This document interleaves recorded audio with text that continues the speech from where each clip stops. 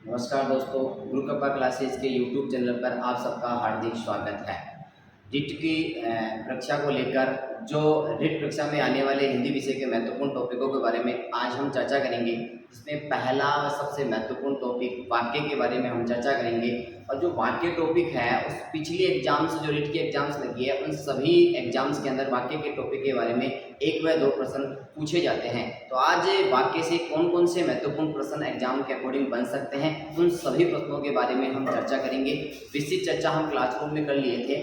आज हम जो प्रश्न बनने वाले हैं उनके बारे में महत्वपूर्ण चर्चा करेंगे। चलो चलते हैं।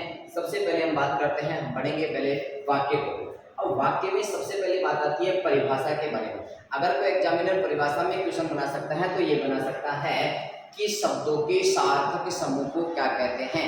वाक्य कहते हैं। तो इसका पहला जो प्रश्न बन सकता है वह बन सकता है शब्दों के सार्थक समूह को। शब्दों के सार्थक समूह को, शब्दों के सार्थक समूह को हम क्या कहते हैं? वाक्य कहते हैं। सबसे महत्वपूर्ण प्रश्न एग्जाम में आ सकता है तो यहाँ से बन सकता है कि शब्दों के सार्थक समूह को क्या कहते हैं? वाक्य कहते हैं। एक प्रश्न और आ सकता है वाक्य के बारे में यहाँ परिभाषा से कि भाषा की सबसे बड़ी इकाई किसे कहते हैं? वह होता है वाक्य। पहला प्रश्न परिभाषा से पूछ सकता है कि शब्दों के सार्थक समूह को क्या कहते हैं? तो वाक्य कहते हैं। अगला प्रश्न आ सकता है वाक्य के तत्व के बारे में पूछा जा सकता है कि वाक्य में मुख्यतः कितने तत्व होते हैं? तो वाक्य में मुख्यतः 6 तत्व होते हैं और उन 6 तत्वों में से सम्मिलित कौन कौन से तत्व है या नहीं है, ऐसा प्रश्न भी एग्जाम में आ सकता है। गत एग्जाम में यही प्रश्न आया था कि वाक्य के अंग कितने होते हैं? तो वाक्य के अंग होते हैं 2। अब की बार एग्जामिनर के द्वारा पूछा जा सकता है कि वाक्य के मुख्यतः तत्व कितने होते हैं? तो वाक्य के मुख्यतः तत्व होते हैं 6। अब हम बात करते हैं 6 तत्वों में। सबसे पहले आता है पदक्रम, दूसरा आता है सार्थकता, तीसरा आता है योग्यता, चौथा आता है आकांक्षा, पांचवा आता है आसक्ति और छठा आता है अन्वय। अब इन तत्वों के अंदर पदक्रम क्या होता है कि कोई भी वाक्य होता है उनका कर्म पद के अनुसार होना चाहिए, तो उसमें पदक्रम संबंधी अशुद्धि नहीं होनी चाहिए। जैसे मैंने एक वाक्य बताया और मैंने यहाँ पर लिख दिया कि है जाता वह, यह वाक्य पदक्रम के अनुसार नहीं है। अगर इसका पदक्रम सही बैठना होता है तो इसका यह होता है कि वह जाता है, ऐसे क्रम होना चाहिए। सबसे महत्वपूर्ण बात तो पदक्रम की आती है कि वाक्य में पदों का सही क्रम होना चाहिए कि पहले क्या आना चाहिए बाद में क्या आना चाहिए। इसके बाद में आती है सार्थकता, अर्थात कोई भी जो वाक्य होता है उसका कोई ना कोई सार्थक अर्थ होना जरूरी होता है। बिना सार्थक अर्थ वाले जो भी वाक्य होते हैं उनका कोई अर्थ नहीं निकलता है, वह वाक्य की श्रेणी में नहीं आते हैं। जैसे मैंने कुछ ही बोल दिया, क्या क्या, मैं तू, ये शब्द जो आते हैं इसमें कोई वाक्य नहीं आ रहा और ना ही इसका कोई सार्थक अर्थ निकल रहा, ऐसी स्थिति में वह सार्थकता का पद तत्व होता है। योग्यता की बात करते हैं तो जो कार्य होता है, वाक्य में जो कार्य होता है वह कार्य समय तथा स्थान के आधार पर होना चाहिए कि वाक्य में जो भी कार्य होता है अर्थात जो कार्य होता है वह समय तथा स्थान के आधार पर होना चाहिए। अब आप कहोगे सर एग्जाम्पल कैसे आ सकते हैं? जैसे मैंने कहा कि सीता जींस व टी शर्ट पहनकर लंका गई, तो जो सीता थी उस समय जब उसका प्रचलन था, समय आ गया, समय के अकॉर्डिंग उस समय जींस व टॉपर का प्रचलन नहीं था, तो यही बात आ गया योग्यता संबंधी है। मैंने कहा पवन जो है वह पवन रात के 1 बजे विद्यालय जाता है, पवन रात के 1 बजे विद्यालय जाता है, तो यहाँ जो कार्य हो रहा है वह समय तथा स्थान के अनुसार नहीं हो रहा, अतः यहाँ योग्यता तत्व की कमी है। अगला तत्व आपके आता है आकांक्षा। किसी भी वाक्य के अंदर कुछ भी जानने की इच्छा शेष नहीं रहनी चाहिए। अगर कोई वाक्य के अंदर जानने की इच्छा शेष है तो वह वाक्य की श्रेणी में नहीं आएगा, अर्थात हम यह कह सकते हैं कि आकांक्षा की कमी हो जाती है। अगर किसी वाक्य में कुछ भी जानने की इच्छा शेष रहती है और एग्जामिनर पूछ लेता है कि निम्न वाक्य में कौन से तत्व का प्रयोग किया गया है, तो आकांक्षा जो होता है उसमें आकांक्षा का अर्थ ये होता है कि वाक्य में कुछ भी जानने की इच्छा शेष नहीं रहनी चाहिए। जैसे मैंने एक बात बताई, राम जयपुर गया लेकिन वह कहा क्या कहा, यहाँ जानने की इच्छा शेष रह रही है तो वहां आकांक्षा तत्व का प्रयोग किया जा सकता है। आसक्ति की जब हम बात करते हैं तो आसक्ति किसे कहते हैं? आसक्ति होती है कि हम जैसे एग्जाम देते हैं हिंदी की, उसमें हम देखते हैं बड़े बड़े कि भाई एक पेज होता है, ये एक पेज होता है, उसमें एक शब्द यहाँ लिखा होता है, एक शब्द यहाँ लिखा होता है, एक शब्द यहाँ लिखा होता था, पूरी एक लाइन को 3 शब्दों में पूर्ति कर देते हो। तो वहां जो दोष हो रहा है वह आसक्ति दोष हो रहा है। कैसे कि आसक्ति का अर्थ होता है कि हिंदी में 2 शब्दों के बीच में 1 वर्ण जितना अंतराल होना चाहिए, तब तो वाक्य के तत्व के अकॉर्डिंग वह सही है, अन्यथा वह गलत है। तो 2 शब्दों के बीच में 1 ही वर्ण जितना अंतराल होता है, ये आसक्ति। अन्वय क्या होता है कि वाक्य में जो क्रिया होती है वह कर्ता के लिंग वचन के अनुसार होनी चाहिए, ये अन्वय की बात हो गई। यहाँ एग्जाम में सबसे महत्वपूर्ण यही प्रश्न पूछा जा सकता है कि वाक्य के तत्व कितने होते हैं? 6 होते हैं, अर्थात प्रत्येक वाक्य को पदक्रम के अनुसार बिठाना चाहिए, प्रत्येक वाक्य का कोई न कोई अर्थ निकलना चाहिए, जो भी वाक्य होता है उसमें वाक्य में जो कार्य हो रहा है वह समय तथा स्थान के आधार पर होना चाहिए, अर्थात वाक्य में किसी की कुछ भी जानने की इच्छा, शेषनीय आकांक्षा होती है। 2 शब्दों के बीच में 1 वर्ण जितनी आवर्ती 1 वर्ण जितना अंतराल होना चाहिए, आसक्ति करें। अन्वय की बात कर रहे हैं कि जो कर्ता होता है वह क्रिया जो होती है वह कर्ता के लिंग वचन के अनुसार होनी चाहिए। ये वाक्य के तत्वों के बारे में चर्चा कर ली। पिछली रीड के अंदर जो प्रश्न आया था वह यही आया था कि वाक्य के मुख्यतः अंग कितने होते हैं? तो वाक्य के मुख्यतः अंग होते हैं 2। वाक्य के मुख्यतः 2 अंग होते हैं, एक होता है उद्देश्य तो एक होता है विधेय। अब एग्जामिनर कोई वाक्य दे देगा और उसमें यह पूछा जा सकता है कि निम्न वाक्य में उद्देश्य क्या है और निम्न वाक्य में विधेय क्या है। तो ऐसी स्थिति में हमें यह ज्ञात होना जरूरी है कि उद्देश्य किसे कहते हैं और विधेय किसे कहते हैं। तो सबसे पहले हम ज्ञात करते हैं उद्देश्य किसे कहते हैं। वाक्य में प्रयुक्त कर्ता ही क्या होता है? उद्देश्य होता है। अरे कोई भी जो वाक्य होता है उसमें जो कर्ता है वह उद्देश्य होता है। कर्ता तथा कर्ता का विस्तारक उद्देश्य होता है। और अगर वाक्य में कर्ता का विस्तारक नहीं दे रखा है तो स्वयं कर्ता ही क्या होता है? उद्देश्य होता है। तो आप लोग इस चीज का ध्यान रखा करो, कर्ता तथा कर्ता का विस्तारक, कर्ता एवं कर्ता का विस्तारक, कर्ता एवं कर्ता का विस्तारक ही क्या होता है? उद्देश्य होता है। सबसे महत्वपूर्ण बात तो यहाँ आनी चाहिए, विस्तारक। फिर हम बात करते हैं विधेय की, और विधेय की जब हम बात करते हैं तो कर्म तथा कर्म के विस्तारक को, कर्म तथा कर्म के विस्तारक को, कर्म तथा कर्म के विस्तारक को ही क्या कहते हैं? विधेय कहते हैं। एग्जाम प्रश्न पूछा जा सकता है कि वाक्य के अंग कितने होते हैं? 2, जो पिछले एग्जाम में पूछ लिया गया है। इसके बाद में कोई प्रश्न आ जाता है तो यहाँ यह आता है कि वाक्य में उद्देश्य और विधेय होता है। उद्देश्य किसे कहते हैं? तो यहाँ उद्देश्य होता है कर्ता तथा कर्ता का विस्तारक ही क्या होता है? उद्देश्य। कर्म तथा कर्म का विस्तारक ही क्या होता है? विधेय होता है। हम एक एग्जाम्पल के माध्यम से देखते हैं कि इसमें उद्देश्य क्या है और विधेय क्या है। तो मैं यहाँ एग्जाम्पल के माध्यम से आपको बता देता हूँ। जैसे मैंने यहाँ पर लिखा, मेरा बड़ा भाई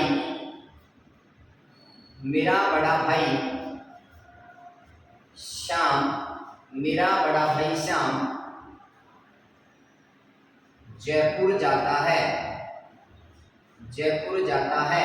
अब यहाँ ये पूछे निम्न वाक्य में उद्देश्य क्या है? तो उद्देश्य किसे कहते हैं कि वाक्य में प्रयुक्त कर्ता तथा कर्ता का विस्तारक क्या होता है? उद्देश्य होता है। तो वाक्य में कर्ता कौन है? अर्थात जयपुर कौन जाता है? श्याम। तो कर्ता, और कर्ता के ठीक पहले जो कुछ लिखा होता है वह कर्ता का विस्तारक होता है। अतः यहाँ पर मेरा बड़ा भाई श्याम, ये संपूर्ण जो है वह क्या हो गया? उद्देश्य हो गया। और उद्देश्य के आगे जो कुछ लिखा होता है वह क्या होता है? विधेय होता है। ये विधेय हो गया और ये उद्देश्य हो गया। अगर यहाँ पर कर्ता का विस्तारक नहीं आता, जैसे मैंने इसको हटा दिया, तो यहाँ क्या हो गया? श्याम जयपुर जाता है। तो श्याम कर्ता है तो कर्ता ही क्या होता है? उद्देश्य। और कर्ता के आगे जो कुछ लिखा होता है वह क्या होता है? विधेय होता है। ये उद्देश्य और विधेय की बात आपको लग गई। एग्जाम में आए तो इस प्रश्न को अच्छी तरह से करके आना। इसके बाद में आता है वाक्य के भेद के बारे में। तो वाक्य के भेद रचना के आधार पर एग्जाम में पूछा जा सकता है कि रचना के आधार पर वाक्य के भेद कितने होते हैं। तो रचना के आधार पर जो वाक्य के भेद होते हैं वह 3 होते हैं। एक साधारण वाक्य, एक संयुक्त वाक्य, एक मिश्र या मिश्रित वाक्य। अब यहाँ हम सबसे पहले बात करते हैं साधारण वाक्य कैसे करके आओगे। एग्जाम में पूछ ले कि निम्न वाक्य में कौन सा वाक्य है। तो साधारण वाक्य की जो पहचान होती है मैं आपके समकक्ष में बताता हूँ कि जिस वाक्य में एक ही उद्देश्य हो, एक ही विधेय हो, वहां साधारण वाक्य होता है। उद्देश्य भी मैंने आपको बताया कि कर्ता तथा कर्ता के विस्तारक को उद्देश्य कहते हैं, विधेय किसे कहते हैं, कर्म तथा कर्म के विस्तारक को विधेय कहते हैं। यही बात मैं आपको यहाँ बता रहा हूँ कि यदि वाक्य में एक ही उद्देश्य हो, एक ही उद्देश्य हो, एक ही विधेय हो, एक ही उद्देश्य हो और एक ही विधेय हो, एक ही उद्देश्य और एक ही विधेय हो, वहां हमें क्या करना है, आपको साधारण वाक्य करना है। अर्थात वाक्य में एक ही कर्ता हो और एक ही कर्म हो, वहां साधारण वाक्य होता है। ये बात हुई। जैसे मैंने एग्जाम्पल देखा, श्याम पुस्तक पढ़ता है, श्याम पुस्तक पढ़ता है, श्याम पुस्तक पढ़ता है। तो यहाँ जो है श्याम करता है अर्थात उद्देश्य है और पुस्तक पढ़ता है एक ही कार्य कर रहा है, यह विधेय हो गया। तो जिस वाक्य में एक उद्देश्य और एक विधेय होता है उसे हम साधारण वाक्य कहते हैं।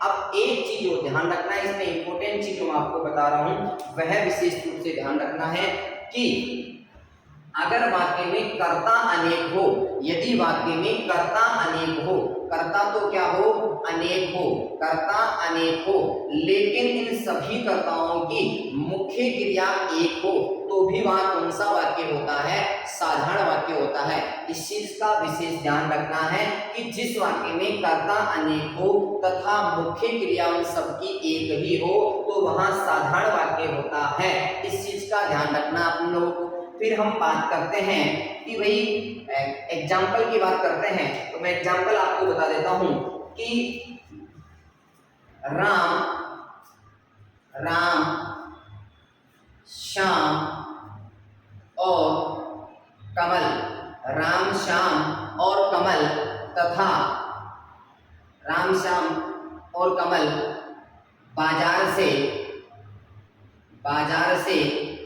आम खरीदते हैं, बाजार से आम खरीदते हैं। तो यहाँ कर्ता अनेक है, राम भी कर्ता, श्याम भी कर्ता और कमल कर्ता अनेक है, लेकिन इन सभी कर्ताओं की मुख्य क्रिया क्या है, एक ही है, खरीदना। तो जिस वाक्य में कर्ता अनेक हो तथा उनकी मुख्य क्रिया, कर्ता अनेक हो, मुख्य क्रिया एक हो, वहां साधारण वाक्य होता है। या फिर मैंने आपको बताया कि जिस वाक्य में एक ही उद्देश्य होता है और एक ही विधेय होता है, उसे भी हम साधारण वाक्य ही कहते हैं। साधारण वाक्य के बारे में मुझे पता है कि आप सब लोगों को समझ में आ गया होगा। इसके बाद में हम आगे देखते हैं, दूसरा जो वाक्य होता है वह होता है संयुक्त वाक्य।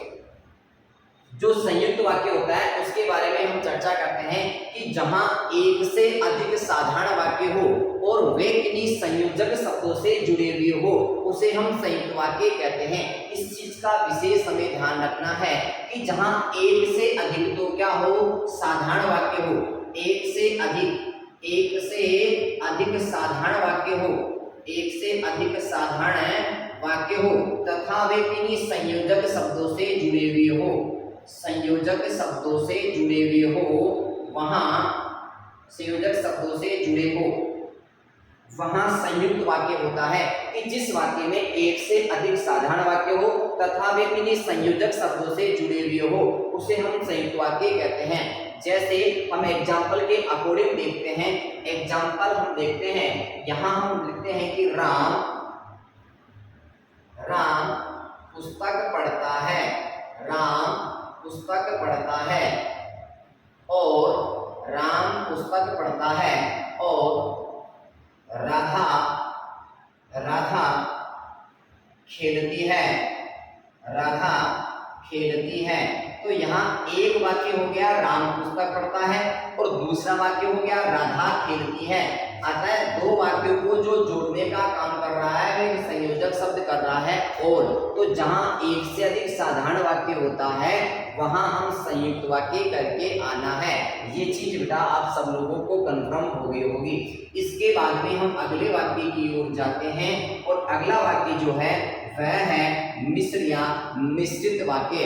तो मिश्र या मिश्रित वाक्य किसे कहते हैं? एग्जाम में आ सकता है कि जिस वाक्य में एक प्रधान उपवाक्य हो और एक आश्रित उपवाक्य हो, वहां कौन सा वाक्य होता है? तो मिश्र या मिश्रित वाक्य होता है। कि जिस वाक्य में एक प्रधान वाक्य हो और एक आश्रित उपवाक्य हो, वहां कौन सा वाक्य होता है? मिश्र या मिश्रित वाक्य होता है। अब यहाँ एग्जाम में ये भी पूछा जा सकता है कि निम्न वाक्य में प्रधान वाक्य कौन सा है और आश्रित वाक्य कौन सा है? तो ध्यान देना, जो प्रधान वाक्य होता है वह अपने आप में पूर्ण वाक्य की दृष्टि में होता था, पूर्ण वाक्य के रूप में होता है, और अप्रधान जो वाक्य होता है वह पूर्ण वाक्य नहीं होता है। तो ध्यान रखना, मिश्र वाक्य में क्या आता है? जिस वाक्य में एक प्रधान उपवाक्य हो, एक तो प्रधान उपवाक्य हो और एक आश्रित उपवाक्य हो, आश्रित उपवाक्य हो, वहां कौन सा वाक्य होता है?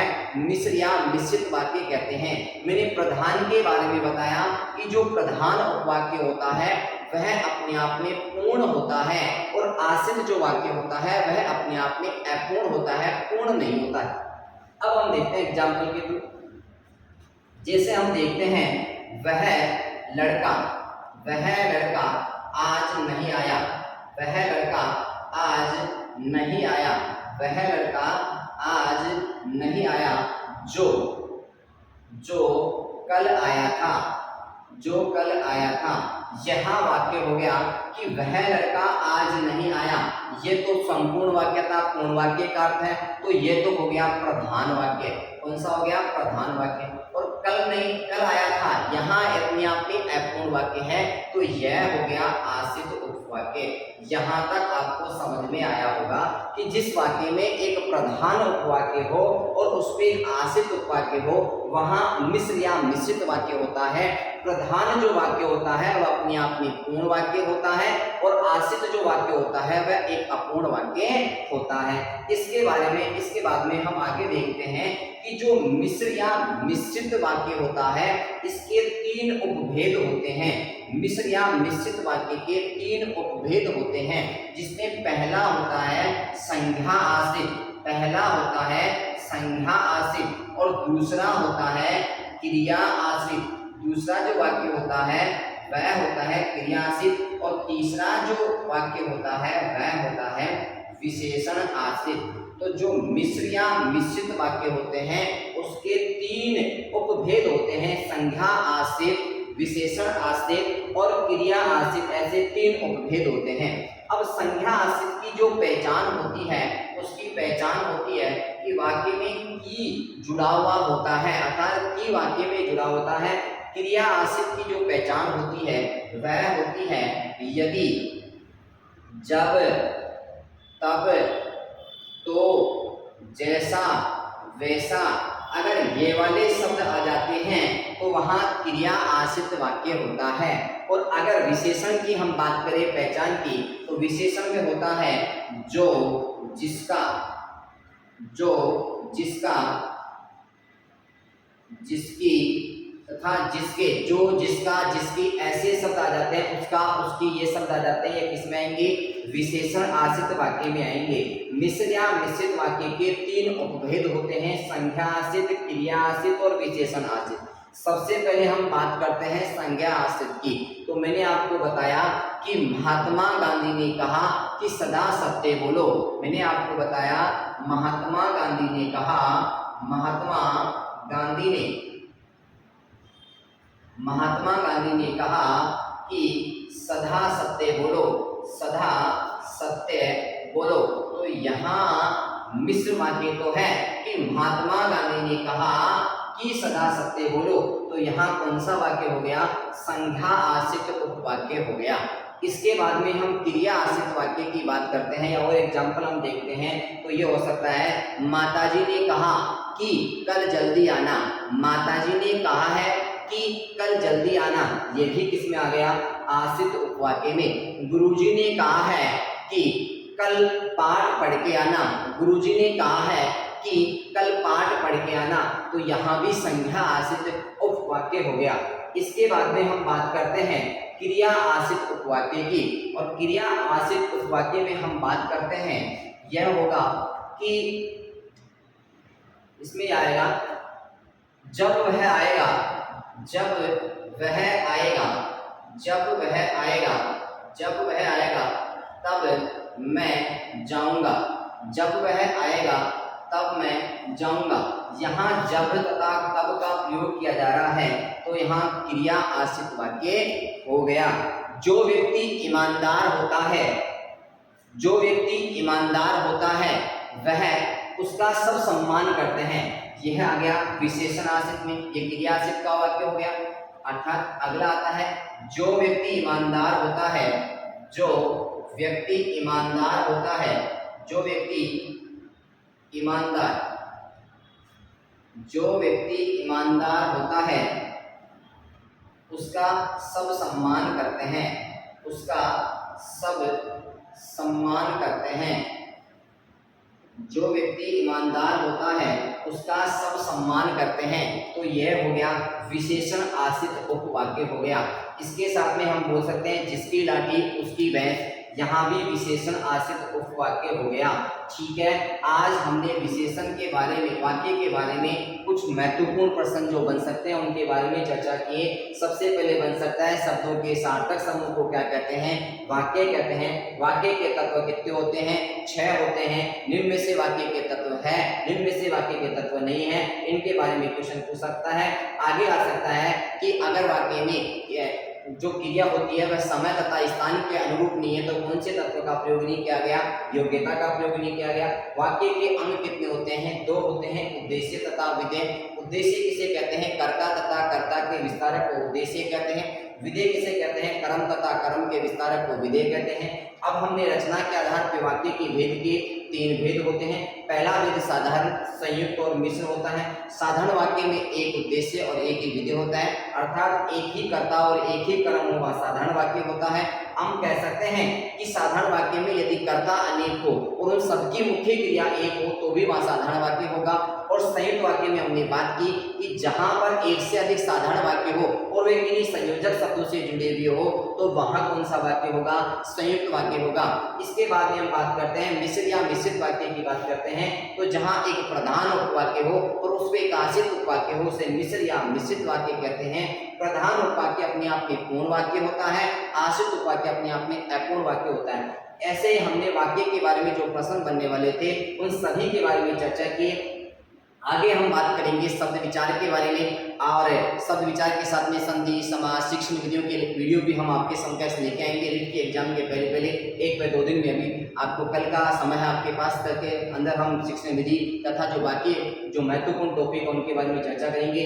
धन्यवाद। अगर वीडियो अच्छा लगा तो सभी के साथ शेयर करें। बहुत बहुत धन्यवाद।